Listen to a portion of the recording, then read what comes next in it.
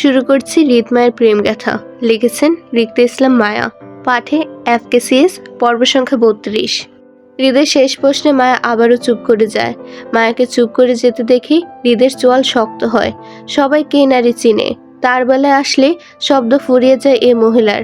চেনেও তাকে না চেনার মতো এড়িয়ে যায় কি কারণে? সে কি করেছে? বরং এই নারী তার জীবনে অশান্তি বয়ে এনেছে। সে জীবিত থাকা অবস্থায় অন্য নাগরকে বিয়ে করে নিল। তার অসুস্থতার সুযোগ পর্যন্ত নিয়ে এখন তাকে এড়িয়ে যাচ্ছে কেন এই নারী? নতুন নাগরের সঙ্গে সংসার করবে বলে? হৃদের শক্ত হওয়া চোয়ালে দাঁতে দাঁত পিষে রাগে কটমট করে তাকালো মায়ের দিকে। মায়া হৃদের দিকে পিঠ দিয়ে মাথা নিচু করে তখনও দাঁড়িয়ে। হৃদ শক্ত গলায় মায়াকে হুঁশিয়ারি করে বলল, সবই চিনিস, তাহলে আমার বেলায় না চেনার নাটক করছিস কেন? আর কত চুপ থাকতে পারিস? আজ আমিও দেখব, হয় তুই আজ আমার প্রশ্নের উত্তর দেবে, নয়তো মরবি। হৃদের কথায় মায়ের নত মস্তিষ্কটা আরো নত হয়ে আসলো। তারপরও মুখ ফুটে টু শব্দটিও বের করলো না। হৃদ প্রথমেই মায়ের সঙ্গে উগ্রতা দেখাতে চাইলো না, সেজন্য সে নিজের রাগটা নিয়ন্ত্রণ করতে চাইলো। কিন্তু মায়া যেন আজ চুপ থাকার শপথ করেই দাঁড়িয়ে রইল। না কথা বলছে, না হৃদের প্রশ্নের উত্তর করছে। হৃদ ধৈর্য ধরতে চেয়ে পুনরায় একই গলায় বলল, হৃদ, আমার ধৈর্যের পরীক্ষা নিস না। তুই জানিস আমি বরাবরই অধৈর্য পুরুষ। মুখ খুল, উত্তর দে। কেন তুই আমাকে রেখে অন্য কাউকে বিয়ে করলি? পরিবারের চাপে অন্য কাউকে বিয়ে করার মতন বেইমানি তুই আমার সঙ্গে করবি না। তাহলে এরপরও কি কারণ থাকতে পারে যার জন্য তুই আমাকে রেখে অন্য কাউকে কবুল বলতে হলো? কারণটা বল। হৃদের কথায় পিঠে মায়া তখনও নত মস্তিষ্কে চুপচাপ দাঁড়িয়ে থাকতে দেখে মুহূর্তে হৃদের অধৈর্য হয়ে রাগে ফেটে পড়ল। তৎক্ষণাৎ হাতের কফির মগটা ছুঁড়ে মারল ফ্লোরে। বিকট শব্দে মায়া চমকে উঠতে হৃদ মায়ের চুল টেনে নিজের কাছে আনলো। মায়ের পিঠ হৃদের পেটে বরাবর যেতেই হৃদ মায়ের বাহু টেনে দক্ষ হাত চালালো মায়ের গালে। রাগে রিরি করে বলল, মুখ চলে না তোর? বুবা হয়ে গেছিস? চোখে পড়ে না আমার? প্রশ্ন করছি, কানে যায় না তোর? নাকি নাগরের সাথে হাসপাতালে ভর্তি হতে চাস? কোনটা? হৃদের হ্যাঁচকা টানে মায়ার হাতের বাটিটা পড়ল ফ্লোরে। ঝনঝন শব্দে মুহূর্তে কয়েক খণ্ডে বিখণ্ড হয়ে গেল বাটিটি। হৃদের শক্ত হাতে গাল পিষায় মায়ের গালের চামড়া লেগে গেল মাড়িতে। অসহনীয় ব্যথায় কুকড়ে উঠে মায়া ছটফটিয়ে উঠল হৃদের হাতে ছাড়া পেতে। হৃদের হাত থেকে ছাড়া পেতে, কিন্তু হৃদের শক্তিতে উঠতে না পেরে মায়া ফুপিয়ে কেঁদে উঠল। তারপরও যেদি মায়াকে হৃদের কোনো প্রশ্নের কোনো উত্তর করতে দেখা গেল না। মায়াকে নিশ্চুপ দেখে হৃদ একইভাবে রাগে মরিয়া হয়ে বলল, মুখ খুল, কথা বল হৃদ। কেন আমার সাথে বেমানি করলি বল? মায়া জেদি কাণ্ডে হৃদের রাগ তরতর করে বাড়ল, কমল না। সে এমনিতেই রাগ নিয়ন্ত্রণ করতে পারে না, এর জন্য সে এতদিন অসুস্থ মায়ের পাশ ঘেঁষেনি নিজের প্রশ্নের উত্তর চেয়ে। হৃদ জানে যদি এই নারী তার কথার ঠিকঠাক উত্তর না করে তাহলে সে নিজের মেজাজ হারাবে। হলো তাই। বরাবরই এই নারী তার ধৈর্যের পরীক্ষা নেয়। সেও আজ ছেড়ে দেওয়ার পাত্র নয়। এই নারীর সুস্থতা নিশ্চিত করে সে আজ এই নারীকে তার মুখোমুখি দাঁড় করালো। সে তার মনে দীর্ঘদিনের কিছু তিক্ত প্রশ্ন বয়ে বেড়াচ্ছে অন্তরে, যেটা এবার পরিষ্কার না করলেই নয়। হৃদ একইভাবে মায়ের গাল চেপে বলল, উত্তর দে হৃদ, উত্তর দে। আমার উত্তর লাগবে। এই একটা প্রশ্ন আমাকে গোটা 2 মাস শান্তিতে ঘুমাতে দেয়নি। বল, আমার অনুপস্থিতিতে অন্য কাউকে বিয়ে করলি কেন? তুই জানতি আমার তোকে ছাড়া কলিজা নড়ে না, তারপরও আমার জায়গায় অন্য কেউ কেন আসলো? কেন? অসহনীয় ব্যথায় মায়ের গাল হৃদের হাতে পিষ্ট হতে মায়ের গাল বেয়ে অশ্রু গড়ালো পরপর। মায়ের স্মৃতিতেও কিছু বিষাক্ত অতীত নাড়া দিতে মায়া দুহাতে শক্তি লাগিয়ে হৃদকে নিজের থেকে সরাতে চাইল, কিন্তু মায়া সুবিধা করতে না পেরে সুযোগ বুঝে গালে থাকা হৃদের হাতটা কামড়ে ধরল মুহূর্তে। আকস্মিক ঘটনায় হৃদ হাত ঝটকায় চেঁচিয়ে উঠল, উফ বলে। হৃদের হাত থেকে ছাড়া পেতে মায়া প্রাণ পড়ে দৌড়ালো সুফিয়া খানের উদ্দেশ্যে। মায়াকে পালিয়ে যেতে দেখে হৃদও দৌড়ালো মায়ের পেছন পেছন। কয়েক সিঁড়ি যেতেই মায়া আটকে পড়ল হৃদের বাহুতে। মায়ের দুপা শূন্যে উঠে যেতে মায়া ভর্তে চিৎকার করতে চাইল সুফিয়া খানের উদ্দেশ্যে, আম্মু বাঁচ। মায়া থামে নয়, ওকে থামাতে হয় হৃদের শক্ত হাতের চাপে। হৃদ এক হাতে মায়ের পেট চেপে শূন্যে তুলে অন্য হাতে মুখ চাপে মায়া ছাড়া পাওয়ার জন্য এলোমেলো হাত পা ছুড়ল। মায়ের পিঠ হৃদের বুকে ঠেকতে হৃদ মায়াকে নিয়ে হাঁটলো বাহিরের পথে। হৃদ মায়াকে নিয়ে বাহিরে পথে যেতে দেখে মায়ের মুখটা আতঙ্কে সিটিয়ে গেল। দ্বিগুণ ছটফটালো হৃদের থেকে ছাড়া পেতে। রাগান্বিত হৃদকে গাড়ির দিকে যেতে দেখে ড্রাইভার তৎক্ষণাৎ গাড়ির পিছনে দরজা টানলো। হৃদ মায়াকে গাড়ির ভিতর এক প্রকার ছুঁড়ে মারল। মায়া হুমড়ি খেয়ে গাড়ির ভিতর পড়তে হৃদ ঠাস করে গাড়ির দরজা বন্ধ করলো উচ্চ শব্দে। মায়া ভয়ে দুহাত থাপড়ালো গাড়ির দরজার গ্লাসে, চিৎকার করে সবাইকে ডাকলো ওকে বাঁচাতে, কিন্তু মায়ের চিৎকার গাড়ির গ্লাস ভেদ করে বাড়ির ভেতর অবধি পৌঁছলো না। হৃদ ড্রাইভারকে রেখে সে নিজে ড্রাইভিং সিটে এগোতে এগোতে আসিফকে উদ্দেশ্যে হাঁক ছেড়ে বলল, আসিফ, কাজের ব্যবস্থা কর, কুইক। আসিফ সবেমাত্র হৃদকে দেখে দৌড়ে এদিকটায় আসছিল হৃদের সঙ্গে যাবে বলে, কিন্তু কাছাকাছি আসছে মায়াকে গাড়ির ভিতর চিৎকার করতে দেখে সে থেমে যায় ভয়ে। আবারও মায়ের আঘাত করবে কিনা সেই চিন্তায় ভাবনার মাঝেই হৃদের আদেশ আসলো তার উদ্দেশ্যে। আসিফ হৃদের পুরো কথার মানে তৎক্ষণাৎ বুঝতে পারল না। হঠাৎ তার হৃদ ভাইয়ের কাজে কেন লাগবে, আর সে কাজে নিয়েই বা কই যাবে, কার বাড়িতে উঠবে? হৃদের প্রশ্নের সঙ্গে সঙ্গে আসিফ প্রশ্ন করে বলল, ভাই, কাজে নিয়ে কই যাব, কার বিয়েতে? হৃদ গাড়ির দরজা টেনে ড্রাইভিং সিটে বসতে বসতে দাঁড়িয়ে গেল। রাগে কটমট করে তাকালো আসিফের দিকে। হৃদের শক্ত দৃষ্টিতে আসিফ হাঁসফাঁস করলো। বুঝতে পারলো সে এই মুহূর্তে এই প্রশ্নটা করা ঠিক হয়নি, কিন্তু সে প্রশ্নটা না করলেও বা কিভাবে বুঝতে পারবে আসলে কাজী সাহেবকে নিয়ে আসিফ যাবে কার বিয়েতে? আসিফ ভয় ভয়ে আবারও আমতা আমতা করে বলল, ভাই, বিয়ে কার সেটা না বললে কাজে নিয়ে কোথায় যাব আমি? হৃদ রাগে তপ্ত মেজাজে বলল, তোর জন্য পাত্রী দেখেছি, সেজন্য কাজে নিয়ে সোজা আমার অফিসে যাবি। আমি পৌঁছানোর আগে যেন কাজে পৌঁছে যায়, মনে রাখিস। কথা বলে হৃদ ড্রাইভারকে রেখে সে নিজে গাড়িতে বসলো। দক্ষ হাতে গাড়ি চালালো চেনা গন্তব্যে। আসিফ বিস্মিত দৃষ্টিতে হৃদের গাড়ির দিকে তাকিয়ে রইল। আসিফের বিয়ে মানে? হৃদ ভাই এখন তাকে বিয়ে দেবে? কিন্তু কার সাথে? সে না রাফাকে পছন্দ করে? রাফার কথা স্মরণে আসতে আসিফ উদাস হলো। মেয়েটা গিয়েছে সে কবে, অথচ আজ এতদিন পরও রাফার সঙ্গে কথা হয়নি আসিফের। রাফার মা বাবার সঙ্গে প্রায় কথা হয় আসিফের, কিন্তু রাফা কখনো আসিফের সঙ্গে কথা বলে না। হয়তো সবার মতো করেও রাফাও আসিফের উপর মায়ের অনাকাঙ্ক্ষিত বিয়েটা নিয়ে রেগে আছে। কেন আসিফ রাফাদের বিপদে পাশে থাকেনি সেজন্য। কিন্তু আসিফ তো আর জানতো না মায়া ভাবি যে সত্যি বিপদে ছিল। কেউ তাকে এসব বিষয়ে অবগত করেনি কখনো।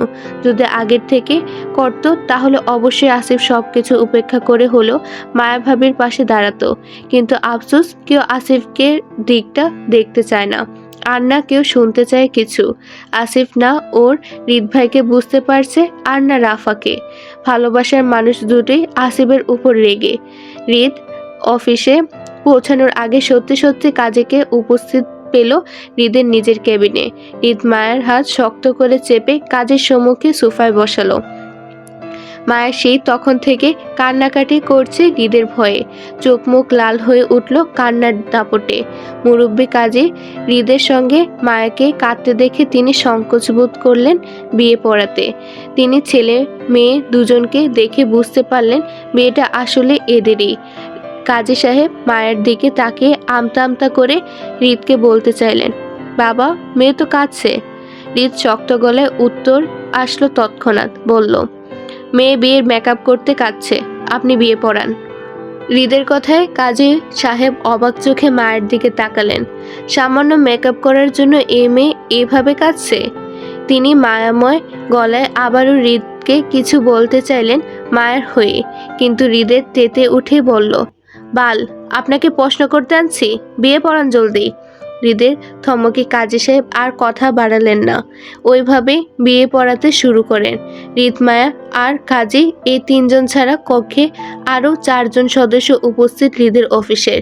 হৃদ আগে গাড়িতে চলে আসায় আসিফ তখনও এসে পৌঁছায়নি, অথচ ততক্ষণে বৃদ্ধ কাজী সাহেব বিয়ের কাগজপত্র গোছাতে চেয়ে নতুন করে কাবিননামা লিখতে চাইলে কিন্তু হৃদ বাধা দিয়ে বলল, এসব নাটকের দরকার নেই। আমরা পূর্বের বিবাহিত দম্পতি। এসব কাবিননামা চুক্তিপত্র আমার কাছে আছে।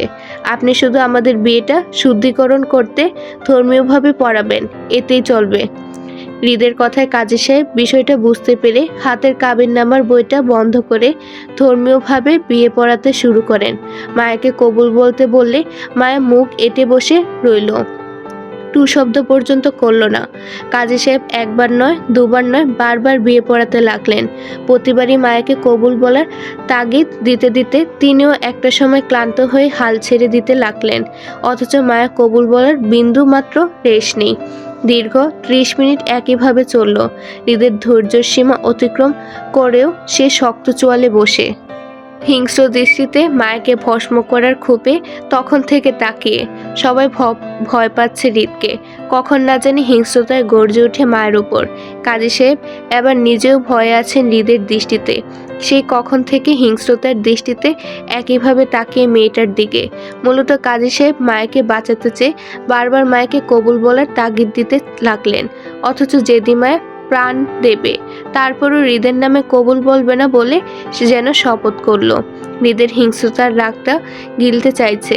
সে মূলত মায়াকে আঘাত করতে চাইছে না, কিন্তু জেদি মায়ের জন্য সে নিজেও তার রাগটা নিয়ন্ত্রণ করতে পারছে না। অতিরিক্ত রাগে কখনো না জানি আঘাত করে বসে এই নারীকে। হৃদ রাগে দুহাত মুষ্টিবদ্ধ করে পিষল। ঠান্ডা হওয়ার এসি মধ্যে হৃদের ঘামতে দেখা গেল অতিরিক্ত রাগের তোপে। মায়া তখন থেকে মুখ এঁটে ঘাপটি মেরে কেঁদেই চলেছে। না কাজের কথা শুনতে চাইছে আর না অন্য কারোর। হিংস্র হৃদ তখনই ফেটে পড়ল। দু হাতে তৎক্ষণাৎ ঘুষি বসালো সামনের ফ্লোরের সোফার টেবিলে। মুহূর্তে বিকট শব্দে ঝনঝন করে ভেঙে পড়ল অসংখ্য কাচের টুকরো। আকস্মিক ঘটনায় সকলে ভয়ে আতঙ্কিত হলো। মায়ের চিৎকার করে ভয়ে সোফার দিকে চেপে যেতে হৃদ শক্ত হাতে মায়ের বাহু টেনে গলা চেপে মুখোমুখি করে বলল, তোর আমার সাথে পাপে লিপ্ত হওয়ার শখ? আয় তাহলে, তোর বিয়ে করা লাগবে না। তুই হারামি থাক, আমার হালাল হতে হবে না।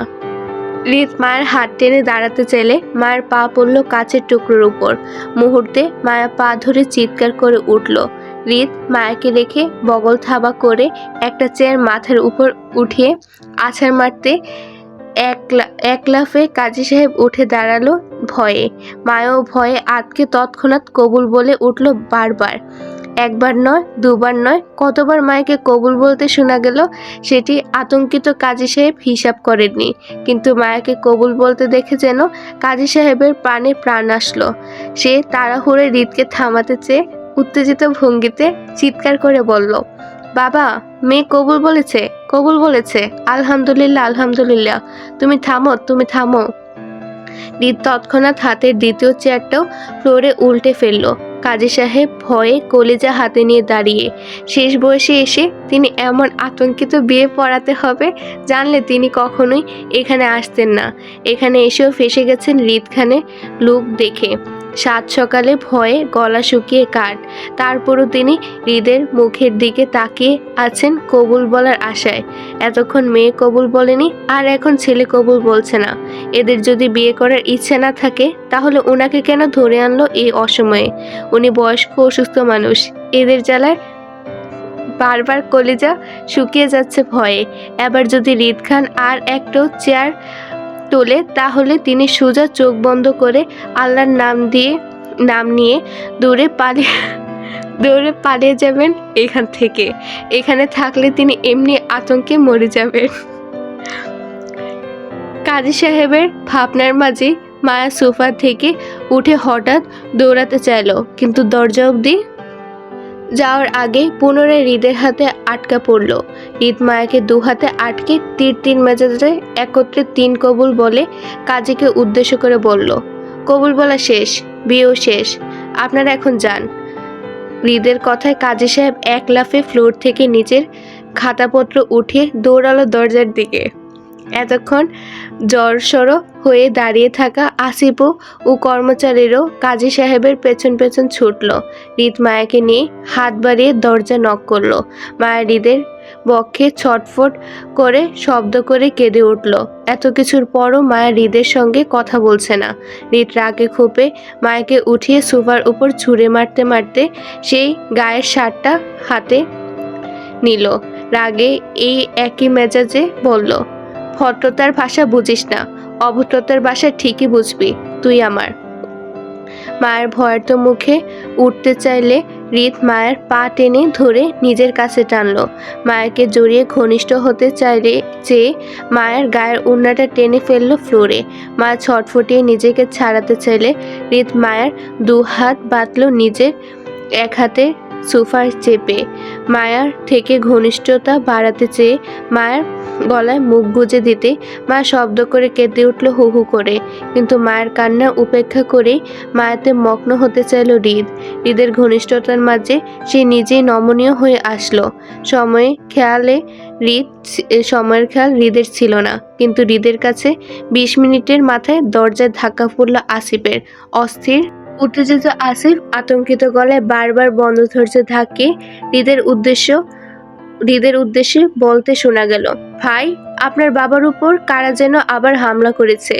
রাদীপ ভাই আহত হয়েছে। চট্টগ্রাম থেকে ফোন এসেছে আপনার জন্য। ভাই, আমি কি গাড়ি বের করব? ভাই, ভাই। আসিফের পরপর চিৎকার হৃদের মস্তিষ্ক সজাগ হয়। সে মাথা উঠিয়ে রক্তিম চোখে তাকালো বক্ষের নিচে পৃষ্ঠ হওয়া মায়ের দিকে। বন্ধ দু চোখের পাতা অনবরত কাঁপছে মায়ের ঠোঁট নাড়িয়ে।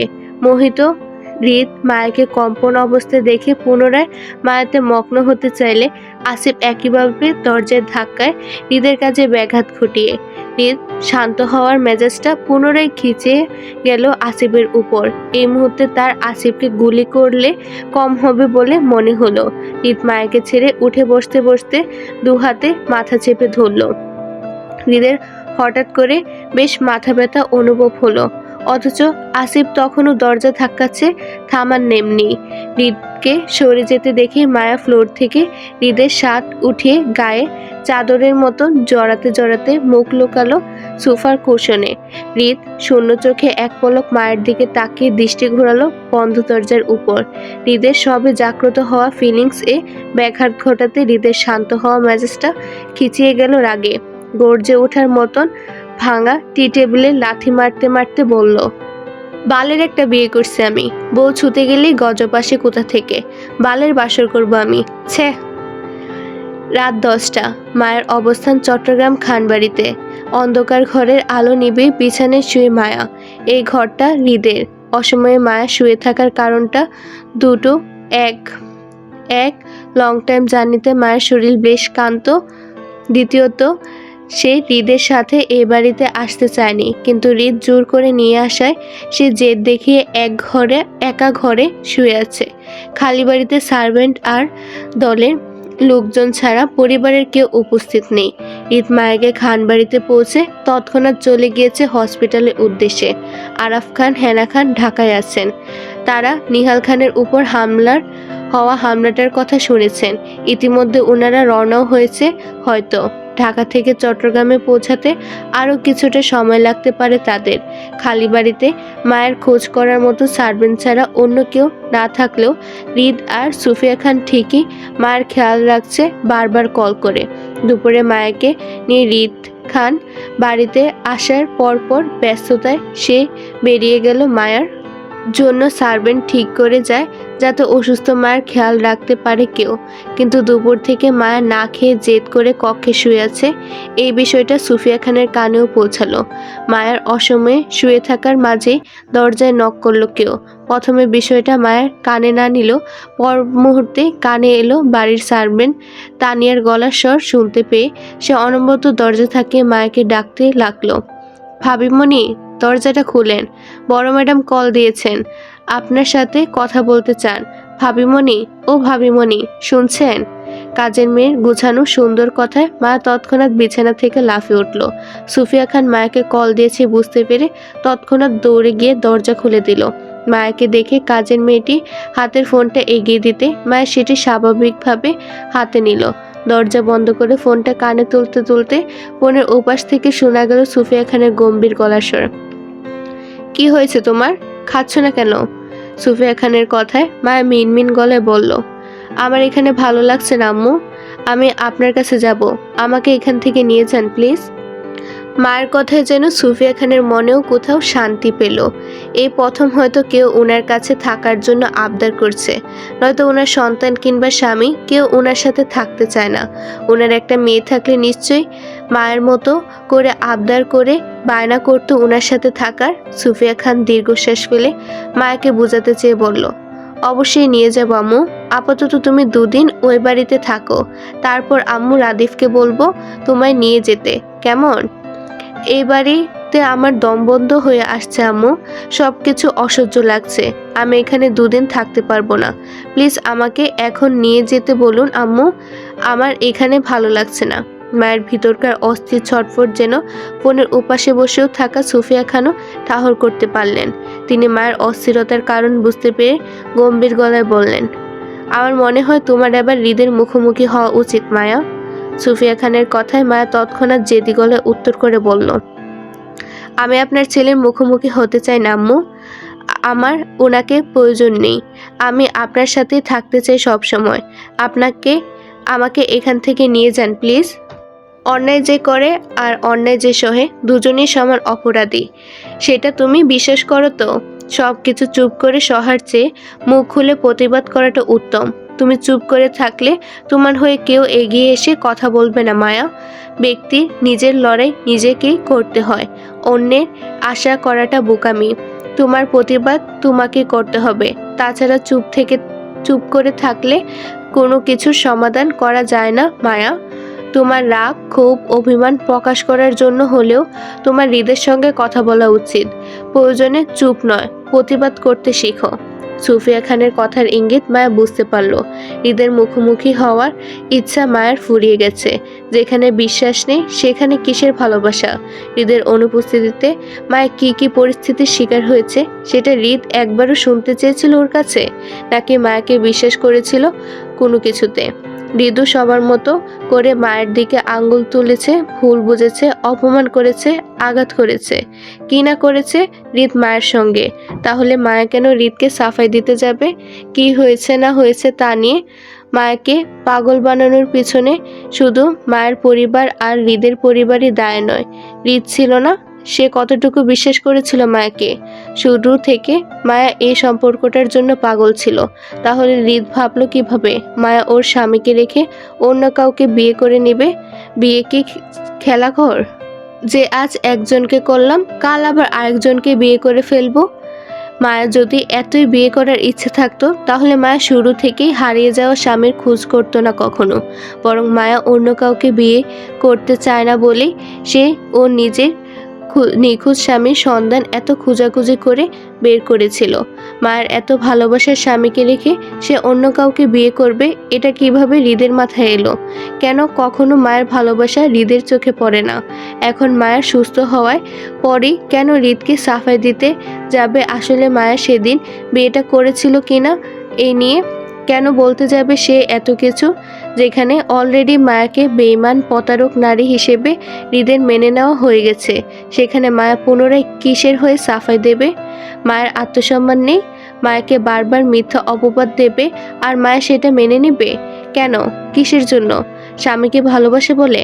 হ্যাঁ, এটা সত্য, মায়া ওর স্বামীকে ভালোবাসে।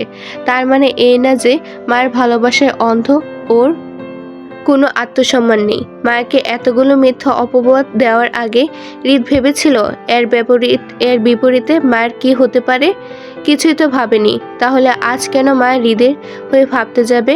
মায়ের বিপদে কে ছিল? হৃদ ছিল সেদিন? ছিল না। সেদিন যদি সুফিয়া খান মায়াকে ওর বাড়ি থেকে নিয়ে না আসতেন তাহলে আজও মায়া ওই বাড়িতে থাকতে হতো। হৃদও কখনো মায়ের খোঁজ করতো না, মরে গেলেও না। সুফিয়া খান মায়াকে দয়া করে নিয়ে এসেছেন, সুস্থ করেছেন বলে আজ হৃদের এত প্রশ্নের উত্তর চায় মায়ের থেকে। আর মায়াও নির্লজ্জের মতন উত্তর দিয়ে যাবে এটা আশা করে তারা? মায়ের কি কোনো সেলফ রেসপেক্ট থাকতে পারে না? থাকতে নেই? মায়ের পাগল হওয়ার পিছনে শুধু মায়ের পরিবার কিংবা হৃদের পরিবার একা দায়ী নয়, বরং হৃদ নিজেও শতভাগ দায়ী ছিল। সেদিন যদি হৃদ সবার মতন করে মায়াকে ভুল না বুঝে অন্তত সত্য জানতে চাইতো, তাহলে মায়া সত্যটা বলতো। হৃদকে কাছে পাওয়ার খুশিতে হয়তো মায়াও অসুস্থতা কাটিয়ে সুস্থ হয়ে উঠতে পারতো। কিন্তু হৃদ তা করেনি, বরং মায়াকে অসংখ্য অপবাদ দিয়ে অন্ধকারের দিকে ঠেলে দিয়েছিল, যাতে মায়া পাগল হয়ে যায়। হয়েছিল তাই। মায়া এত সব যন্ত্রণা সহ্য করতে না পেরে অতিরিক্ত মানসিক চাপে মানসিক ভারসাম্য হারিয়ে পাগল হয়ে যায়। এসব কিছুর জন্য মায়া কখনো হৃদকে ক্ষমা করবে না, আর এসব কিছু এত সহজে ভুলে যাবে না। মনস্তান্ত্রিক ভাবনায় মায়াকে চুপ থাকতে দেখে সুফিয়া খান গোপনে দীর্ঘশ্বাস ফেলে পুনরায় বললেন, মুদ্রার এপিটোপির দুই পেটি তোমার দেখা উচিত মায়া। আমার ছেলে মুখে কথা ভেতরকার খবর প্রকাশ করতে পারে না বলে তার মনে এই না যে ওর নিজের একটা দিক নেই, অবশ্যই আছে। সেজন্য বলছি, তোমার হৃদের সঙ্গে অন্তত একবার কথা বলা উচিত। আপনজন সুযোগ চাইলে একবার নয়, বারবার সুযোগ দিতে হয় মায়া। তাহলে আপনি কেন বাবাকে একবারও সেই সুযোগটা দিলেন না আম্মু? মায়া সুফিয়া খানকে প্রশ্নটা করে থমথমে মুখে হয়ে যায়।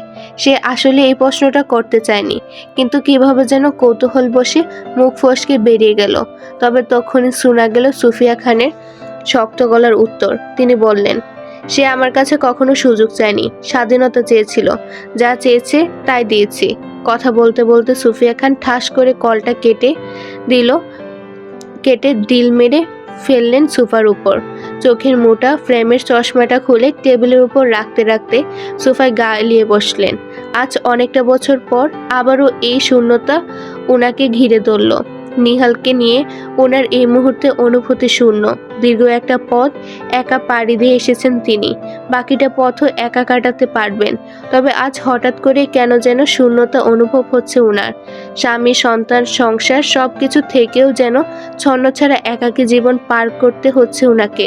এমনটা নয় যে তিনি এই একাকী জীবনের সাথে পরিচিত নন, অবশ্য পরিচিত।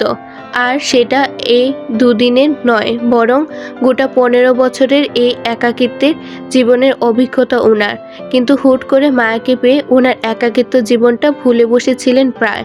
কিন্তু আজ হঠাৎ করে হৃদের মায়াকে নিয়ে ওইভাবে চলে যাওয়াতে ওনার একাকিত্ব জীবনটা যেন পুনরায় মাথা নাড়া দিয়ে উঠল। মনে হলো উনি আসলে একা, ওনার আবারও একা থাকতে হবে। মায়ের কান থেকে ফোনটা নামিয়ে থমথমে মুখে দাঁড়িয়ে রইল। সুফিয়া খানকে প্রশ্নটা করা ঠিক হয়েছে কিনা দ্বিধায় ভুগল। তবে মায়ের খুব করে চায় সুফিয়া খান সবার সাথে একত্রে থাকুক। আজও ওনার কথায় খানবাড়ির ছোট থেকে বড় পর্যন্ত মেনে চলেন, সম্মান করেন, ভয় পান। সুফিয়া খান দূরে থেকেও যেন এই সংসারটা আজও ওনার হয়ে আছেন। মায়া প্রায় শুনেছিল দাদা দাদিকে সুফিয়া খানকে বলতে, তিনি যেন ওনার সংসারে ফিরে আসেন। ওনাদের ছেলে নিহালের সঙ্গে একত্রে এক ঘরে থাকতে না চাইলে দুজন আলাদা ঘরে থাকবে, তারপরও যেন তিনি খান বাড়িতে ফিরে আসেন। কিন্তু দাদা দাদির কথা সুফিয়া খান কখনো উত্তর করতেন না, বরং বরাবরই নীরবতা পালন করতেন। মায়া কেন মনে হয় সুফিয়া খান ওনার স্বামী নিহাল খানের অপেক্ষা করছেন আজও। রাত 12টা পেরিয়ে 1টা। হৃদ সবেমাত্র ঘরে ফিরল। অন্ধকার ঘরে প্রবেশ করতে কপাল কুঁচকে এলো তার। ঘুটঘুটে অন্ধকার কাটিয়ে সে অল্প আলো লাইট জ্বালালো। আবছা আলো মায়াকে বিছানায় কুঁজো হয়ে শুয়ে থাকতে দেখে হৃদ সেদিকে এগোলো। মায়ের কপালে হাত রেখে শরীরের তাপমাত্রা চেক করলো। গায়ের তাপমাত্রা স্বাভাবিক দেখে সে মায়ের গায়ে ব্ল্যাঙ্কেট জড়িয়ে গায়ের শার্টের বোতাম খুলতে খুলতে বেডসাইডের টেবিলের উপর মায়ের ওষুধগুলো চোখ বোলালো। হাতে নিয়ে 2-1টা ওষুধের পাতা নিয়ে চেক করে দেখলো মায়ের ওষুধ খেয়েছে কিনা। খোলা ওষুধের প্যাকেট দেখে হৃদ বুঝতে পারলো মায়ের মেডিসিন নিয়ে শুয়েছে। হৃদের শরীরের ক্লান্তি দূর করতে লম্বা একটা শাওয়ার নিল। গায়ে কালো টি শার্ট আর কালো ট্রাউজারের প্যান্ট জড়িয়ে বের হলো। সময় নিয়ে কফি মেকারে ব্ল্যাক কফি বানাতে বানাতে পুনরায় দৃষ্টি ঘুরালো বিছানায় শুয়ে থাকা মায়ের উপর। আজ নিয়ে দ্বিতীয় রাত হবে দুজনের একত্রে একই বিছানায় থাকা। বিয়ে, ভালোবাসা, বৈধতা থাকার পরও দুজনে একত্র থাকা হয়নি কখনো। হৃদ এবার ঠিক করে রেখেছে যত কিছুই হোক না কেন সে তার বউকে নিজের সাথে রাখবে সব কিছুতে। হৃদ মরে গেলেও মায়াকে যাতে কেউ অবহেলা করতে না পারে সেই ব্যবস্থাও সে ইতিমধ্যে করে ফেলেছে। জীবনে মানুষ বাঁচে আর কতদিন। হৃদ চায় বাকিটা জীবন এই নারী তার পাশে থাকুক। হাতে ধোয়া ওঠা গরম গরম কফিতে হৃদ চুমুক বসাতে বসাতে সে বারান্দার দিকে হাঁটল। বাবার নির্বাচনের বাকি আর 1 মাস। এই একটা মাস হৃদ ঢাকা টু চট্টগ্রাম যাওয়া আসা করবে, কারণ তার নিজেরও কোম্পানি আছে ঢাকায়। তার নিজের কোম্পানিতে সময় দিতে হয়। বাকি রইল ওর বাবার উপর হামলা করার বিষয়টা। তো হৃদ যতটুকু জানে জসিমের চ্যাপ্টার ওর মা সুফিয়া খান আরও 2 মাস আগে শেষ করে গিয়েছিলেন। তাহলে এখন কারা ওর বাবার উপর আক্রমণ করতে পারে সেই খবর কাল সকালের মধ্যে হৃদের হাতে এসে যাবে। হৃদের ধারণা মতে জসিমের পরিবার এসব করবে না, কারণ জসিমের 3 ছেলের ভিতর একটা ছেলে মাত্র সুস্থ সবল জীবিত আছে, বাকি একটা পঙ্গু হয়ে বেডে শুয়ে, অন্যটা মৃত। জসিম নিজেও মৃত। তাহলে জসিমের পরিবারের কারোর সাহস হবে না হৃদের পরিবারের আর কারোর সাথে টক্কর নেওয়ার। হৃদের ধারণা সবকিছু আড়াল থেকে খুবই সূক্ষ্মভাবে তৃতীয় পক্ষের কেউ হৃদের বাবাকে টার্গেট করছে। হৃদের মনস্তান্ত্রিক ভাবনার মাঝে হঠাৎ পিছনে কারোর উপস্থিতি টের পেল হৃদ। কফিতে চুমুক বসাতে বসাতে হৃদ বুঝতে পারল বন্ধ দরজার ভিতরে তার পিছনে কে দাঁড়াতে পারে। হৃদ খুব শান্ত ভঙ্গিতে পিছন ঘুরে দাঁড়ালো। দরজার সম্মুখে মায়ের দিকে হাত বাড়িয়ে মিহিস্বরে ডাকলো, কাছে আসো। হৃদ হাত বাড়িয়ে মায়ের হাতটা ছুঁতে গেলে মায়ের পিছনে গেল 1 কদম। কপাট রাগ দেখিয়ে বলল, আমাকে ছুবেন না আপনি। মায়ের কথায় হৃদকে তখনও শান্ত স্বাভাবিক দেখালো। হৃদ আবছা আলোয় মায়ের রাগী মুখটার দিকে তাকিয়ে কফিতে চুমুক বসাতে বসাতে আগের মতো বলল, তাহলে কাকে ছুবো? যাকে খুশি তাকে গিয়ে ছুন। বউ ছেড়ে যাকে খুশি তাকে ছোঁয়া হারাম। বউকে ছুবো বলেই একই বউকে 3বার বিয়ে করলাম, এখন নিষেধ করলেও তো হবে না জান। হৃদের হেয়ালি কথায় মায়ের রাগ বাড়ল। সে মূলত সুফিয়া খানের কথা মানতে হৃদের মুখোমুখি হচ্ছে, নয়তো মায়ের হৃদের প্রতি রাগ বিন্দুমাত্র কমেনি। মায়ের রাগে নাকের পাটা ফুলিয়ে জেদি গলায় বলল, আমি আপনার কেউ নই। হৃদের একইভাবে উত্তর এলো তক্ষুনি, আমি আপনার সব। আমি আপনাকে অপছন্দ করি, কিন্তু আমি আপনাকে পছন্দ করি। হৃদের পরপর কথার উত্তরে মায়া খানিকটা চুপ হয়ে গেল।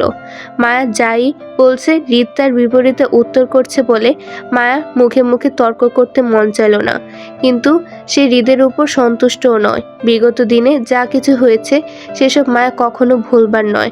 মায়া চাইলেও ভুলতে পারবে না, আর না হৃদকে ক্ষমা করতে পারবে। কিন্তু মায়া সেসব কোথা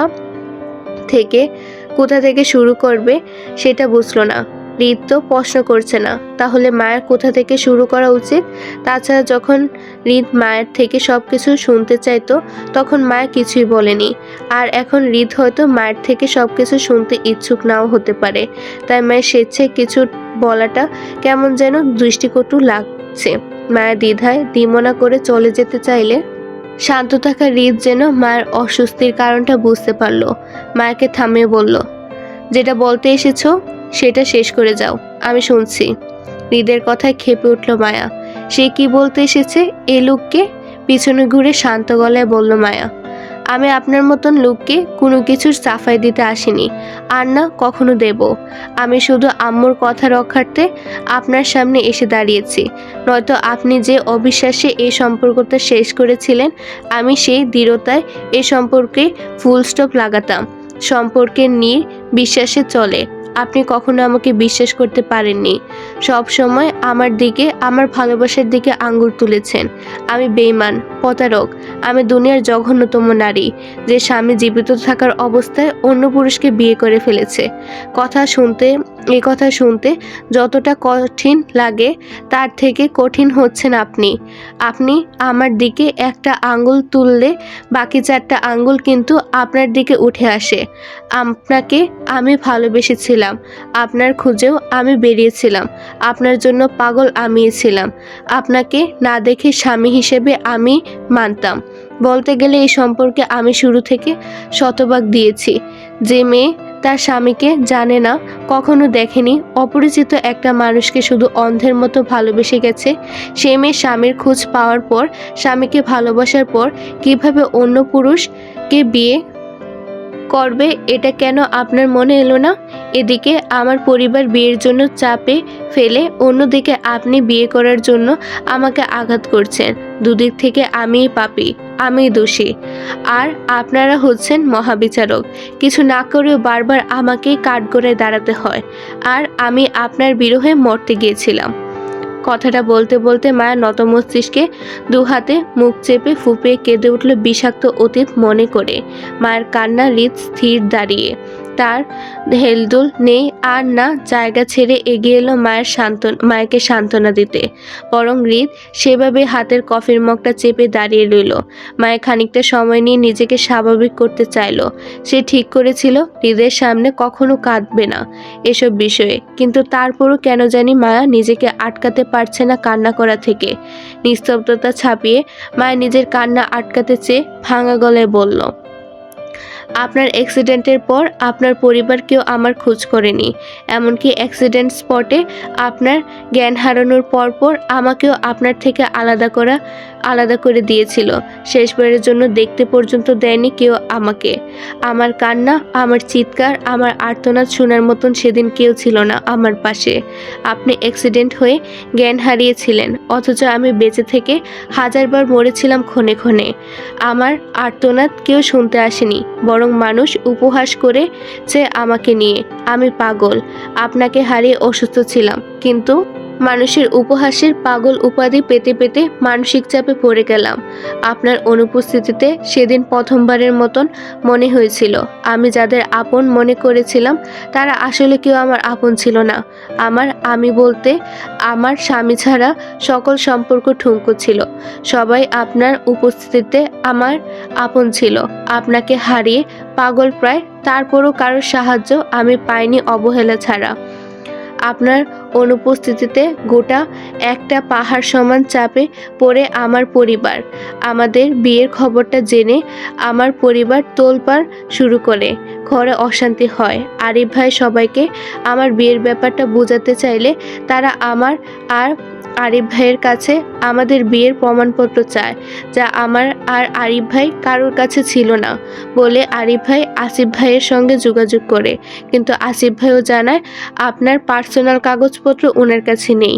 আমাদের বিয়ের কাবিননামা, কাজেই এমনকি আমাদের দুজনের একত্রে কোনো ছবি পর্যন্ত আমার পরিবারকে দেখাতে পারিনি বলে তারা মনে করে আমি আর আরিফ ভাই মিলে সবাইকে মিথ্যে বলছি আমার আপনার সাথে বিয়ে হয়েছে এটা বলে। তারপর তারা কেউ আমাদের কথা বিশ্বাস করছিল না। এটা নিয়ে রোজ অশান্তি শুরু হয় আমাদের ঘরে। এদিকে আপনাকে হারিয়ে দিশেহারা অবস্থা আমার, অন্যদিকে সপ্তাহের পর সপ্তাহ অসুস্থ হয়ে থাকতে থাকতে আমাকে হসপিটালের বেডে। তারপর আবার আমাদের এলাকায় রটে গেল আমি আমার আপুর বড়লোক ভাসুরের প্রেমে পাগল হয়ে হসপিটালে পড়ে থাকি। চারপাশে আমার পাগল হওয়ার বদনাম রটল। সেজন্য আমার পরিবার চাইতো এই বদনামের হাত থেকে আমাকে বাঁচাতে তারা দ্রুত আমাকে বিয়ে দিয়ে দেবে। নতুন জায়গায় কিংবা স্বামীর সঙ্গ পেলে আমি দ্রুত সুস্থ হয়ে উঠব, এমনটা তাদের ধারণা ছিল। কিন্তু বিয়ের জন্য আমি বা আরিফ ভাই রাজি হচ্ছিলাম না বলে আমাকে নিয়ে ঘরে আরও অশান্তি বাড়ল। আরিফ ভাই বাসায় থাকলে কেউ কিছু বলার সাহস পেত না, কিন্তু আরিফ ভাই বাসায় না থাকলে সবাই আমাকে যা তা শোনাতো। এ নিয়ে আমার ফুপ্পিদের হাতে বেশ কয়েকবার মার খেয়েছিলাম আমি। কেন আপনাকে ভুলতে পারছি না তা নিয়ে। আপনার বিরহে দিন দিন মানসিক চাপে পড়ছিলাম। অন্যদিকে আপনার পরিবারের কারো খোঁজ পাচ্ছিলাম না যে আমাকে এসব থেকে বের করবে। আমি নিঃসঙ্গ একা হয়ে গেলাম। এর মধ্যে আরিফ ভাইকে হঠাৎ করে ব্যবসায়িক কাজে ইন্ডিয়া যেতে হলো। ভাইয়ের অনুপস্থিতিতে আমার উপর চাপ বাড়ল। আমার ফুপিরা আর কাকারা মিলে ঠিক করলো আরিফ ভাই ইন্ডিয়া থেকে ফেরার আগে আগে আমার বিয়ে দিয়ে দেবেন। হলো তাই। আমাকে এক রাতের মধ্যে ছোট ফুপ্পির গ্রামে বাড়িতে নিয়ে যাওয়া হলো। চেয়ারম্যান পরিবারে শুধু আমার অসুস্থতার বিষয়টা ছাড়া সব কিছু লুকানো হলো। এক রাতের মধ্যে বিয়ে ঠিক করা হলো। বিয়ের বাজারও করা হলো সেই রাতে। পরদিন বিয়ে। আমার অবস্থা এমন ছিল যে আমি আপনার বউ হয়ে বেঁচে থাকতে না পারলে মরে যাব, তারপরও আপনার বউ হয়েই থাকবো, অন্য কাউকে বিয়ে করব না। তাই সেদিন রাতে সবার ঘুমিয়ে যাওয়ার পর বাসায় যত ধরনের ওষুধ ছিল সব কিছু একত্রে করলাম। আমার ওষুধ থেকে ধরে বাবার, ফুপিদের সবার ওষুধ নিয়ে প্রায় ৩০০ মতো ট্যাবলেট একত্রে খেতে গিয়ে আমার ছোট ফুপির হাতে ধরা পড়ে যায়। তিনি হইচই চিৎকার করে বাসার সবাইকে একত্র করেন রাত ২টোয়। রাগে জেদে সেদিন রাতে আবারও ফুপিদের হাতে মার খেলাম। সবসময় আমার গায়ে জ্বর থাকতো। সেদিন রাতে ওনাদের হাতে মার খেয়ে রক্তবমি করে জ্ঞান হারিয়ে ফেলি। আম্মু, জুই, রাফা, ছোট চাচি অনেক জোরাজুরি করে সেদিন ফুপিদের থামিয়ে আমাকে নিয়ে গ্রামের একটা হসপিটালে যায়। ৭ ঘন্টা হসপিটালে রাখার পর পরদিন সকাল ১১টার দিকে আমাকে আবারও বাসায় আনা হয় বরযাত্রী আসার আগে। আমার আব্বু, কাকা, ফুপিরা মনে করেছিল আমি বিয়ে করতে চাই না বলে বারবার নাটক করছিলাম জ্ঞান হারানোর, অথচ তাদের আঘাতে আমার ব্রেনে চাপ পড়ে, গায়ের জ্বর বাড়ল। আমার শরীরে অতিরিক্ত দুর্বল হওয়ায় বিয়ের দিন প্রায় অচেতন অবস্থায় ছিলাম। যে যা বলছিল আমি কাঠের পুতুলের মতন সেটাই করছিলাম। আর এই সবটাতে রাফা আমার পাশে ছিল বিশ্বস্ত বন্ধুর মতন। জুইকে ওর বাবা আর ফুপিরা আমার আশেপাশে ঘেঁষতে দিচ্ছিল না, যাতে ও আমার বিয়েতে বিঘ্ন না ঘটাতে পারে সেজন্য। কিন্তু তীব্র অসুস্থতার মাঝেও আমি আশা ছাড়িনি। ভেবেছিলাম বিয়ের আসরে নাদিম ভাইকে বলবো আমি এই বিয়েতে রাজি না, আমি বিবাহিত। এটা যেন আমার পরিবার জোর করে ওনার সাথে আমাকে বিয়েটা দিচ্ছেন, উনি যেন চলে যান। আমার শেষ চেষ্টা এটাই হতো। কিন্তু রাফা আমাকে তেমন কিছুই করতে দিল না। কারণ ও শুরু থেকে সবটা দেখেছিল। ও বুঝতে পেরেছিল আমি এমন কিছু করলে হয়তো আমার ফুপিরা আমাকে আরো আঘাত করবে। সেজন্য রাফা তখন আমাকে আশ্বস্ত করে ও সবটা সামনে নেবে, আমি যেন চুপ থাকি। দুনিয়ার সবাই আমার হাত ছেড়ে দিল, রাফা আমার সঙ্গ ছাড়বে না বলে ওয়াদা করলো। সেই সময় পথহারা পথিকের মতন রাফার কথায় মেনে নিলাম আমি। আমাকে বিয়ের শাড়ি গহনা পরানো হলেও আমি বিয়েতে কবুল বলিনি, কারণ সেই সময় আমি রাফাকে জড়িয়েছিলাম অসুস্থতায়। আশেপাশে অনেক মানুষ থাকলেও আমি রাফাকে ছাড়ছিলাম না, আর না রাফা আমাকে ছাড়ছিল। মূলত বিয়ে পড়ানোর সময় আমার তেমন হুঁশ ছিল না, তবে আমার কানে এসেছিল কারোর কবুল বলার শব্দটা। সেদিন রাফা কি করেছিল, আমার জায়গায় কে কবুল বলেছে আমি তাও জানি না। নাদিম ভাইয়ের সাথে কার বিয়ে হয়েছিল তাও বলতে পারি না, কারণ আমি হুঁশে ফিরে বিয়ের প্রায় ১.৫ ঘন্টা পর আমাকে যখন নাদিম ভাইয়ের হাতে সঁপে দিচ্ছিল তখন আমার হুঁশ আসে। রাফা আমাকে আগেই সতর্ক করে রেখেছিল পরিবারের মানুষের সামনে ঝামেলা না করতে, কারণ এতগুলো মানুষের সাথে আমরা ঝামেলা করে পেরে উঠবো না তাই।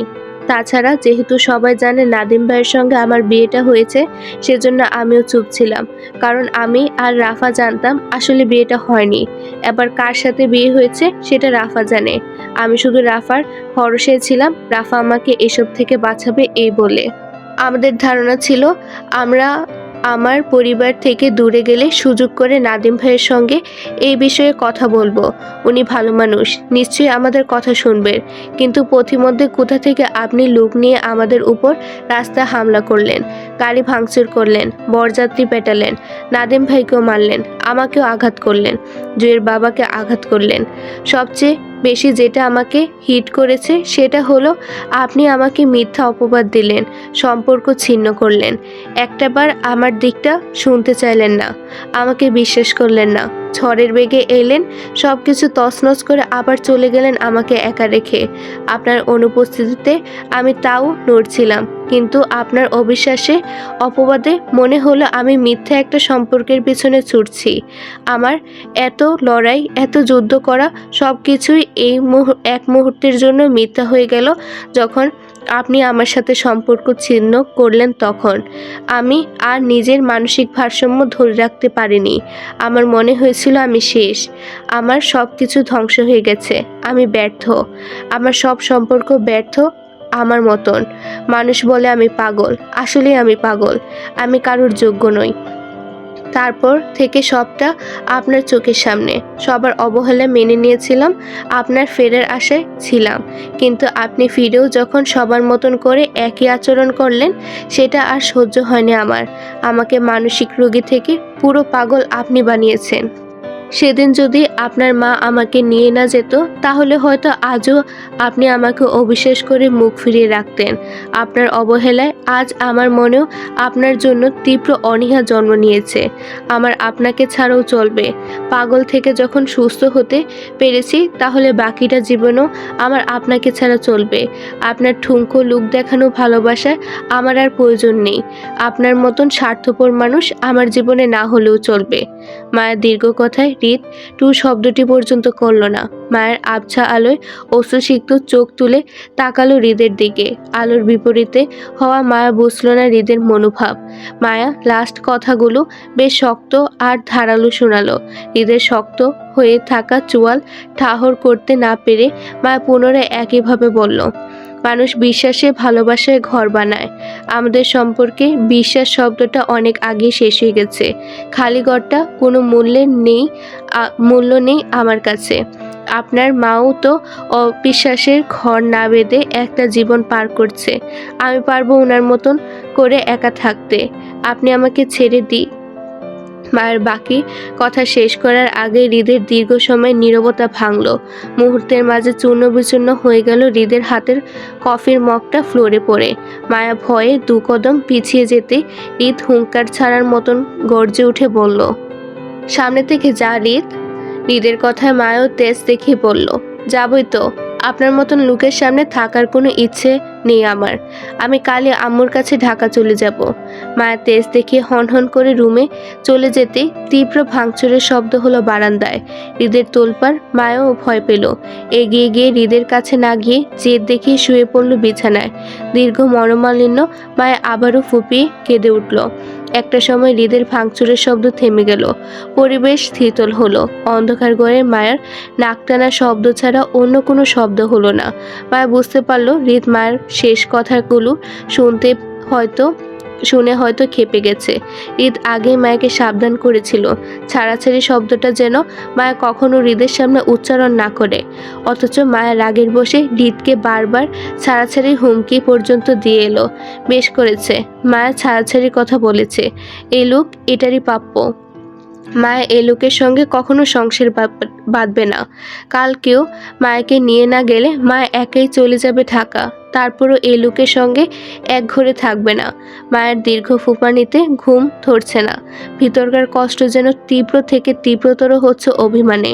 এর মধ্যে হঠাৎ এসে হৃদ ধূপ করে শুয়ে পড়ল বিছানায়। এতে মায়ের শরীর ঝাঁকিয়ে উঠল বিছানার কম্পনে। মায়ের হৃদকে এড়াতে চেয়ে আরও চেপে গেল বিছানার পাশে। শরীর বটে কুজু হয়ে যেতে হঠাৎ হৃদ ঝটকা মেরে টানলো মায়াকে। মায়ের পিঠ হৃদের বুকে ঠেকে যেতে তীব্রতর ছটফট করলো মায়া হৃদকে ছাড়াতে চেয়ে। অস্ফুট স্বরে কাঁদতে কাঁদতে মায়া আড়ল, অসভ্য লোক, ছাড়ুন আমাকে। ছুবেন না আপনি আমাকে। আমি থাকবো না আপনার সাথে, ছাড়ুন। হৃদ পিছন থেকে মায়াকে দু হাতে জাপটে জড়িয়ে মায়ের দু পা বাঁধল নিজের পায়ে। মায়ের মাথায় গাল চেপে স্পষ্ট স্বরে আড়ল, দীর্ঘদিনের নির্ঘুমামি বউ, আমাকে একটু ঘুমাতে দে। তোর বিরহে পাগল আমিও হয়েছি। তোর অসুখ আমাকেও ছুঁয়েছে। ভিতরটা পুড়ে ছারখার হয়েছে। এবার একটু শান্তি দে। একটা সুন্দর সকালের সূচনা। বিছানায় শোয়া মায়া ঘুম থেকে উঠে হৃদকে কোথাও দেখতে পেল না। মাথা তুলে পাশের জায়গাটা খালি দেখে উঠে বসলো মায়া। গায়ের ওড়নাটা পাশ থেকে নিয়ে জড়াতে জড়াতে খালি পায়ে নামলো মেঝেতে। দেয়াল ঘড়ির দিকে তাকিয়ে এক পলক সময়টা দেখে নিল। সকাল 8:23। কাল এসেছে পর থেকে মায়া এই ঘর হতে বের হয়নি। বাড়ির বউ এত বেলা করে শুয়ে থাকাটা দৃষ্টিকটু দেখায়। যদিও মায়াকে বলার মতো কেউ নেই, তারপরও মায়ের উচিত ছিল অসুস্থ শ্বশুরের একবার অন্তত খোঁজ নেওয়াটা। মায়া দ্বিধা নিয়ে ফ্রেশ হয়ে নিচে নামতে চোখে পড়ল ডাইনিংয়ে বসা রাদিফ, আরাফ খান আর নিহাল খানকে। সবাই সুস্থ স্বাভাবিক অবস্থায় আছে। সবাইকে একত্রে দেখে মায়া খানিকটা দ্বিধাবোধ করলো নিচে নামতে। হেনা খান দাঁড়িয়ে সবাইকে খাবার খাওয়াচ্ছেন, আবার কিচেন হতে এটা সেটা এগিয়ে আনছেন। তবে হৃদকে আশেপাশে কোথাও দেখা গেল না। চঞ্চল রাদীপ খেতে খেতে দেখলো মায়াকে সিঁড়ির গোড়ায় দাঁড়িয়ে থাকতে। খাওয়া বন্ধ করে তক্ষুনি ডাকলো মায়াকে। ভাবি, আপনি ওইখানে দাঁড়িয়ে আছেন কেন? এদিকে আসুন, আমাদের সাথে বসে নাস্তা করুন। রাদিফের ডাকে সকলেই তাকালো সিঁড়ির গোড়ায় দাঁড়িয়ে থাকা মায়ের দিকে। একত্রে এতগুলো মানুষের দৃষ্টির কেন্দ্রবিন্দু হয়ে যেতে মায়া জড়তায় সিটিয়ে মাথায় কাপড় টানতে মায়াকে দ্বিতীয়বারের মতন ডাকলো হেনা খান। এদিকে আয় মায়া, নাস্তা করবি, তোর ওষুধ আছে, আয় তাড়াতাড়ি। মায়া জড়তায় পা ফেলে সেদিকে এগোলো। মায়া অন্য একটা খালি চেয়ার দেখে সেটাতে বসতে চাইলে আরাফ খান বাধা দিয়ে নিজের পাশে চেয়ারটা দেখে মায়াকে বসতে বলে তিনি বললেন, তুমি আমার পাশে বসো মায়া, তোমার সাথে আমার জরুরি কথা আছে, বুঝলে? বসো বসো। মায়া জড়তায় পায়ে এগিয়ে এসে আরাফ খানের পাশের চেয়ারটায় বসতে গম্ভীর মুখ খুললেন নিহাল খান। তিনি মায়ের উদ্দেশ্যে বললেন, কেমন আছেন আম্মু? আপনার শরীর ভালো আছে? মায়া জড়তে সিটিয়ে মিহিস্বরে বলল, জি আব্বু, আলহামদুলিল্লাহ। আপনি ভালো আছেন? জি, আল্লাহ রাখছেন ভালো। তবে রাতে আপনার অপেক্ষায় ছিলাম, শুনলাম আপনি নাকি অসুস্থ ছিলেন। মাথা ব্যথা কমেছে আপনার? মায়া রাতে হৃদের সঙ্গে রাগ করে ঘর হতে বের হয়নি, সেটা হৃদ বাদে অন্য কেউ জানে না। স্বামীর উপর রাগ থেকে মায়া রাতে কারোর সাথে দেখা বা কথা বলেনি। মায়া মনে মনে বেশ অনুতপ্ত হলো রাতের ব্যাপারটায়। তবে মায়া অসুস্থ ছিল না, বরং ভালোই ছিল। কিন্তু নিহাল খান যখন বলেছেন মায়া অসুস্থ, তার মাথা ব্যথা ছিল, তার মানে কেউ নিশ্চয়ই ওনাকে মায়ের ব্যাপারে এটাই বলেছেন। মায়া জড়তায় নিয়ে বলল, জি। নিহাল খানের খাওয়া শেষ। তিনি পাশ থেকে টিস্যু নিয়ে মুখ মুছে রাখতে রাখতে মায়ের উদ্দেশ্যে বলল, আপনার সাথে আমার কিছু কথা ছিল আম্মু। জি বলুন। নিহাল খান সময় নিয়ে মায়ের উদ্দেশ্যে গুছিয়ে বলল, আসলে আমি এবং আমার পরিবারের সকলেই অনেক অনুতপ্ত আপনার প্রতি। আপনার সাথে যা হয়েছে সেটা নিয়ে আমি খুবই লজ্জিত। সত্যি বলতে আমরা আমাদের ছেলের জন্য দিশাহারা হয়ে গেছিলাম সেই সময়, সেজন্য আপনার খেয়াল করতে পারিনি আমরা। ছেলের বুক ভরা তাজা রক্ত দেখে আমাদের দুনিয়া ঘুরে গিয়েছিল। কি করা উচিত তখন ওই মুহূর্তে সব ভুলে শুধু ছেলের জন্য পাগল হয়েছিলাম। আমরা আসলে বুঝতে পারিনি আমাদের অনুপস্থিতিতে আপনি এতটা ভুক্তভোগী হবেন। নিহাল খানের কথায় মায়া তৎক্ষণাৎ বুঝতে পারল না কি উত্তর দেবে। মায়া কি ওর শ্বশুরের কথা ঠিক আছে বলবে নাকি চুপ থাকবে? মায়াকে দ্বিধাগ্রস্ত হয়ে হাঁসফাঁস করতে দেখে নিহাল খান মায়ের ভেতরের অবস্থা বুঝে নিয়ে তিনি বললেন, সমস্যা নেই আম্মু, আপনার কিছু বলতে হবে না। তবে কথা দিচ্ছি আপনাকে আপনার যোগ্য সম্মান দিয়ে রাখবো এই পরিবারে। দ্বিতীয়বার যেন একই ভুল না হয় সেই খেয়ালও রাখবো আমরা। আপনি আমাদের উপর শেষবারের মতন বিশ্বাস করতে পারেন। কথাগুলো শেষ করে তিনি খাবার শেষ করে উঠে গেলেন বাইরে। বাইরের লোকদের ভিড় জমেছে, তাদের নিয়ে সমাবেশে বের হবেন তিনি। আজ একটা পার্টি দলের সমাবেশ আছে ওনাদের। নিহাল খান চলে যেতে যেতে ওনার কানে এলো রাদিফের কথা। রাদিফ মায়ের উদ্দেশ্যে বলল, ভাবি, সকাল থেকে আম্মু আপনার খোঁজ 10 বারের বেশি ফোন দিয়েছে আমাকে। এতবার তো আম্মু আমাদের খোঁজেও ফোন দেয় না যতটা আপনার খেয়ালে দেয়। ভাবছি আমার হাতের ফোনটা আপনাকে দিয়ে দিব। আমাদের থেকে আম্মু আপনার চিন্তা বেশি। আপনি আমাদের বোন হলে আরও ভালো হতো ভাবি। অনেক আদরে থাকতেন আপনি। হৃদ ভাই আর আম্মু আপনাকে একটু শাসন করলেও আমি আর আব্বু কিন্তু আপনাকে অনেক আদর করতাম ভাবি। হৃদ ভাই আপনার বড় ভাই হতো আর আমি ছোট ভাই। বিষয়টা মজার না? কথাগুলো বলে রাদীপ জিভ কামড় দেওয়ার মতন করে নিজের কথাটি নিজেই সংশোধন করে বলল, সরি ভাবি, ভুল বলেছি। হৃদ ভাইকে আপনি ভাই বলতে পারবেন না। হৃদ ভাই আপনার জন্য যে পাগল মানুষ, আল্লাহ! ভাই যদি শুনে আমি আপনাকে বোন বানানোর স্বপ্ন দেখছি তাহলে আমার রক্ষা নেই। আউট। হৃদের গম্ভীর গলার ধমকে তৎক্ষণাৎ মাথা ঘুরিয়ে তাকালো রাদীপ। হৃদকে চোখ মুখ শক্ত করে দাঁড়িয়ে থাকতে দেখে বুঝলো হৃদ রাদীপের কথাগুলো শুনেছে এতক্ষণ। রাদীপ উঠে দাঁড়াতে বোকার মতো হেসে বলল, আরে ভাই, আমার কোনো দোষ নেই এতে, বুঝলে? এসবে ভাবি আমাকে বলল ওনার নাকি তোমাকে মামা বানানোর খুব ইচ্ছে ছিল, অথচ তুমি যে ভাবির বাচ্চার বাবা হতে ইন্টারেস্টেড সেটা উনি বোঝে না। তুমি একটু বুঝিয়ে বলো তো, এমন দুষ্টু ইচ্ছা যেন ভাবি না রাখে, তুমি তাতে কষ্ট পাও। রাদিফের দুষ্টু হেসে চলে যেতে রিত মায়ের দিকে তাকালো। মায়া হা করে রাদিফের দিকে তাকিয়েছিল। কি সুন্দর গুছিয়ে মিথ্যে বলে রাদিফ। রাদিফ চলে যেতে মায়ের দৃষ্টি ঘোরাতে গিয়ে ঈদের সঙ্গে চোখাচোখি হতে মায়া তৎক্ষণাৎ দৃষ্টি সরিয়ে নত মস্তিষ্কে বসে পড়ল চেয়ারে। রিত মায়ের দিকে কপাল কুঁচকে তাকিয়ে মায়ের পাশের খালি চেয়ারটায় বসতে চাইলে পুনরায় বাধা দিলেন আরাফ খান। তিনি রিতকে নিজের পাশের চেয়ারে বসতে বললেন। রিত আগ্রহ করে মায়ের পাশের চেয়ারটাই বসলো, অগ্রাহ করে মায়ের পাশের চেয়ারটাই বসে পড়ল। আরাফ খান চেয়েছিলেন তিনি রিত ও মায়ের মধ্যখানে বসতে, কিন্তু রিত সে সুযোগ না দিয়ে মায়াকে মধ্যস্থলে রেখে বসতে বসতে বলল, তোমার খাওয়া শেষ হলে উঠে যাও দাদা ভাই, আমার প্রাইভেসি লাগবে। আরাফ খানের খাওয়া পর্বটা আরও আগে শেষ হয়ে গিয়েছিল। তিনি খালি কাপের চা নিয়ে বসেছিলেন মূলত মায়ের সঙ্গে আড্ডা জমাবেন বলে, কিন্তু রিত আরাফ খানকে চলে যেতে বললে তিনি খানিকটা বিরক্তি গলায় বললেন, তুই রুমে কি এমন করতে পারিস না যে তোর বউ নিয়ে ডাইনিংয়ে প্রাইভেসি লাগবে? আরাফ খানের কথায় রিত একইভাবে উত্তর দিয়ে বলল, তুমি যা বুড়ো বয়সে রুমে করতে পারো না আমি তাই করি। রিদের হেয়ালিপূর্ণ কথায় ক্ষেপে উঠলেন আরাফ খান। ওনাকে কেউ বুড়ো বললে বেজায় চটে যান তিনি। রেগে মেগে রিতকে শুধালেন, বুড়ো হবে তোর বাপ, আমি এখনো জোয়ান আছি। রিত আরাফ খানের কথায় পাত্তা না দিয়ে মায়ের নাস্তার প্লেটে খাবার তুলে দিতে দিতে বলল, আচ্ছা। এই আচ্ছা কি? হ্যাঁ, ওকে। পরপর হৃদের হেয়ালি কথায় আরাফ খানের রাগ বাড়ল। তিনি রিতকে শুধিয়ে বললেন, তুই তোর মাকে আমার নামে মিথ্যা বললি কেন যে আমার বুক ব্যথা হয়েছিল কাল? আমার প্রাইভেসির দরকার ছিল তাই বলেছি।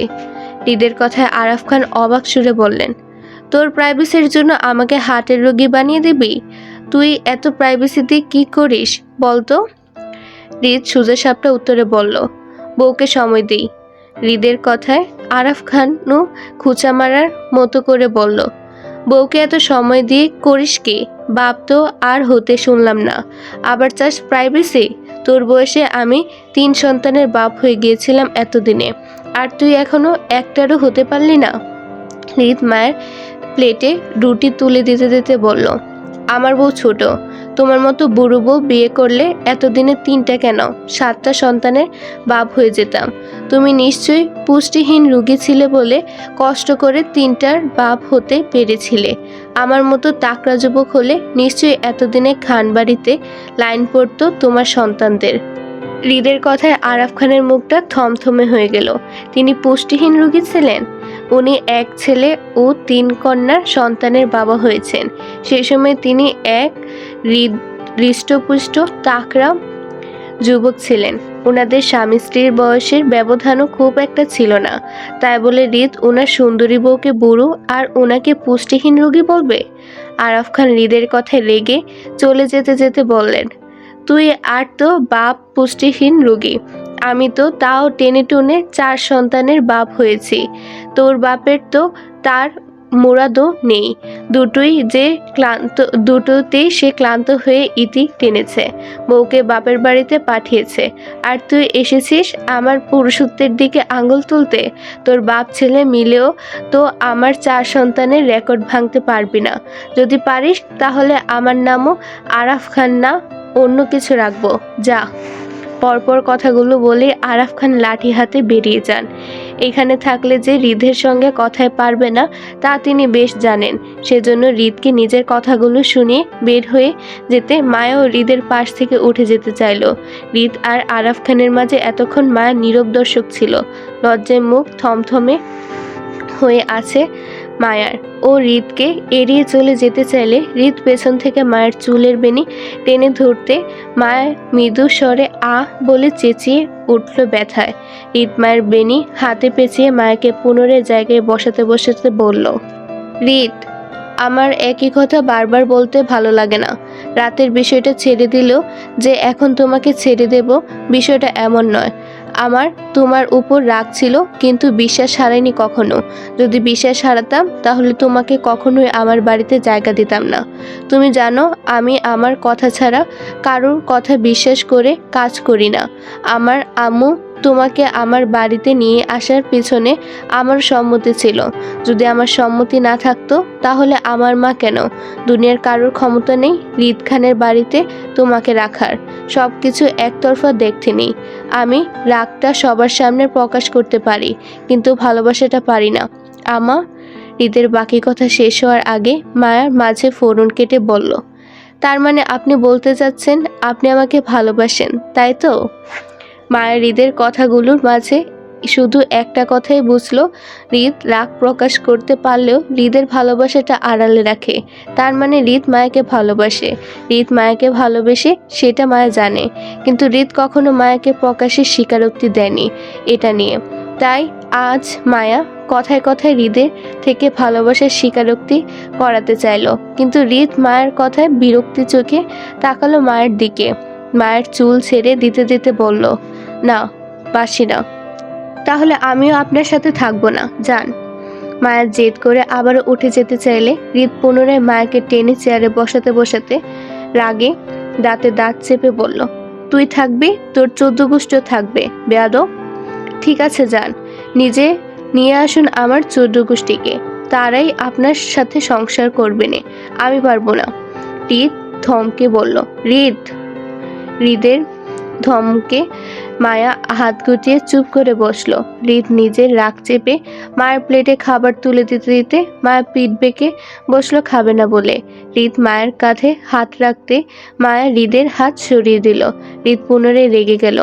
সে জীবনে কারোর এসব রাগ সহ্য করেছে কিনা সন্দেহ, অথচ বিয়ে করে বউয়ের পাল্লায় পড়ে জীবনে যা না করেছে আজ তাই করতে হচ্ছে। হৃদ পুনরায় মায়ের কাঁধে হাত রাখতে চাইলে মায়া একইভাবে হৃদের হাতটা সরিয়ে দিলে হৃদ খেপে যায়। শক্ত হাতে মায়ের বাহু টেনে নিজের দিকে ফেরাতে ফেরাতে রাগান্বিত গলায় বলল, কি সমস্যা তোর? এমন করছিস কেন? খাবো না আমি। কেন? আমাকে আম্মুর কাছে দিয়ে আসুন। পারবো না। কেন? বিয়ে করেছে আমি, বউ আমার সাথে থাকবে তাই। তাহলে আম্মুকে এ বাড়িতে এনে দিন। আম্মু তো এ বাড়ির বউ, আপনারা কেন আম্মুকে এ বাড়িতে ফেরাচ্ছেন না? হৃদ মায়াকে বোঝানোর উদ্দেশ্যে বলল, আমাকে এসব সম্পর্ককাতর বিষয়ে জড়াবে না হৃদ। আম্মু আব্বুর বিষয়টা তাদের ব্যক্তিগত ব্যাপার। তারা তাদের জীবনের সঙ্গে কি করবে সেটা তাদের একান্ত বিষয়। এত বছরও যখন তাদের সিদ্ধান্ত বদলায়নি, তাই আমি সন্তান হয়ে সেসবে জড়াতে চাচ্ছি না। আমার এমনিতেও কারোর ব্যক্তিগত জীবনে হস্তক্ষেপ করা পছন্দ না। আমার মনে হয় আম্মুরও পছন্দ হবে না ওনার ব্যক্তিগত জীবনে কেউ হস্তক্ষেপ করুক সেটা নিয়ে। তুমি এসবের থেকে দূরে থাকো হৃদ। আমি নতুন ঝামেলা চাচ্ছি না। হৃদের কথায় মায়া তর্ক করলো না, কারণ হৃদ আর সুফিয়া খান দুজনে একই ব্যক্তিত্বের মানুষ। তাদের ব্যক্তিগত জীবনে তৃতীয় পক্ষের হস্তক্ষেপ পছন্দ করে না তারা। তবে মায়া এতদিনে বেশ করে সুফিয়া খানকে চিনেছে। ওনার সংসার জীবন খুব পছন্দের। উনি যত্ন সহকারে আঁকড়ে রাখেন সংসারের প্রতিটা মানুষকে। হৃদ বা সুফিয়া খান হয়তো তাদের ব্যক্তিত্বের জন্য সহজে কাউকে মেনে নিতে পারেন না, কিন্তু একবার যদি কাউকে মেনে নেয় সারা জীবন আঁকড়ে রাখার মতো গুণ তাদের আছে। সেজন্য মায়ের ধারণা সুফিয়া খান নিহাল খানের সাথে মনোমালিন্যের জন্য দূরে দূরে থাকলেও আজও হয়তো দুজন দুজনকে ভালোবাসেন। নয়তো বিচ্ছেদের এত বছর পরও কেন কাউকে ডিভোর্স দিচ্ছেন না? ভালোবাসা আছে বলেই তো তারা বিচ্ছেদ চাচ্ছেন না। মায়ের ধারণা যদি কোনো রকমে ওর শ্বশুর শাশুড়িকে একত্রে এক ছাদের নিচে আনা যায়, তাহলে নিশ্চয়ই তারা তাদের মনোমালিন্য পিছনে ফেলে কথা বলার একটা সুযোগ দেবেন দুজন দুজনকে। কিন্তু এখন প্রশ্ন হলো, সুফিয়া খান যে মানুষ জীবনও কারোর কথা শুনে এই খান বাড়িতে পা রাখবেন না। বাকি রইল ওর শ্বশুর নিহাল খান। উনি খুবই নমনীয় স্বভাবের মানুষ। ওনাকে কোনোভাবে সুফিয়া খানের বাড়ি অবধি কয়েকদিনের জন্য পাঠাতে পারলে হয়তো কোনো একটা কাজ হতো, কিন্তু মায়া ওর শ্বশুরকে শাশুড়ির বাড়িতে পাঠানোর মতো এই অসম্ভব কাজটি কিভাবে করবে ও? মায়ের মনস্তান্ত্রিক ভাবনার মাঝে হৃদ মায়ের মুখের সামনে রুটি ছিঁড়ে এক টুকরো ধরতে মায়া সেটি মুখে নিতে নিতে বলল, আপনার ফোন কোথায়? হৃদ কিছু বলবে তার আগে মায়া হৃদের উপর চিরুনি তল্লাশি চালালো। হৃদের বুকে প্যান্টের পকেটে হাত ঢুকিয়ে হাতড়ালো ফোনের খোঁজে, কিন্তু কোথাও হৃদের ফোন খোঁজ না পেয়ে মায়া অধৈর্য হয়ে পুনরায় হৃদকে শুধালো, আপনার ফোন কোথায় বলুন। হৃদের বাম হাতের ডাইনিংয়ের উপর রাখা ছিল ফোনটি। ডান পাশে মায়া বসে। অধৈর্য মায়া হৃদের ডান বামে না খুঁজে হৃদের উপর তল্লাশি করলো। হৃদ পুনরায় মায়ের মুখে খাবার তুলে দিতে দিতে বাম হাতে নিজের ফোনটি মায়ের দিকে বাড়িয়ে দিতে দিতে বলল, তুমি আমার হয়ে থেকো হৃদ, গোটা দুনিয়া আমি তোমার করে দেব।